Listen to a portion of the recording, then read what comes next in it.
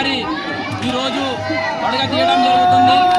ఎందుకంటే దోమలు కానీ ఈగలు కానీ ఈ నెలలో విష జ్వరాలు వస్తాయి కాబట్టి ఈ యొక్క పూర్వం తాత ముత్తాతల నుంచి వస్తున్న ఈ బడగ కార్యక్రమాన్ని గిడి గ్రామంలో విజయవంతం చేయడం జరిగింది.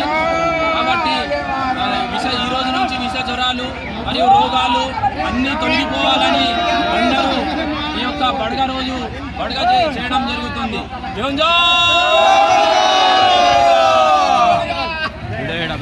వీడియో